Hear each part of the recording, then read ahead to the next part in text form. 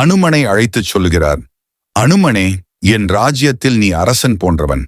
ஆனால் முன்பு மகர நாட்டில் உன்னுடைய பிள்ளை மகரத்வஜன் இருக்கிறான் என்பதை கேட்டேன். அவனை இங்கு அழைத்து வா. நான் அவனையும் எனது பாதுகாவலாக வேண்டுகிறேன். அனுமன் ஆனந்தத்துடன் ஒப்புக்கொள்கிறார். அவர் மகர நாட்டுக்கு செல்கிறார். மகரத்வஜனை அழைத்து வர மகரத்வஜன் மகர நாட்டின் மக்களால் மிக பெரும் மதிப்புடன் பாராட்டப்படுகிறார்.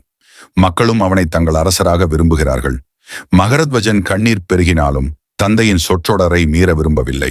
அவர் மக்களுக்கு சொல்கிறார், நான் என் தந்தையின் ஆசையை நிறைவேற்ற வேண்டும். என் கடமையானது. மகர் நாட்டின் முதியவர்கள் மகரத்வஜனிடம் அழுகையுடன் கேட்கிறார்கள், நீ போனால் எங்களை யார் காப்பாற்றும்? மகரத்வஜன் பதில், அன்பும் நீதியும் உங்களோடு இருக்கட்டும். நான் எங்கிருந்தாலும் உங்களை பாதுகாப்பேன். மகரத்வஜன் கடல் கரையை நோக்கி தியானிக்கிறார். கடல் இட்செல்ஃப் சமுத்திரத்து தேவனுக்கு மகரத்வஜனுக்கு வரப்பிரசாதம் தருகிறான். நீ நம்முடைய காவலனாக இரு. எங்கு சென்றாலும் கடல் உன்னை பாதுகாப்பும். அனுமன் மகரத்வஜனை பார்த்ததும் நெகிழ்கிறார். இருவரும் ஆழ்ந்த கண்ணீருடன் எதிரொலிக்கிறார்கள்.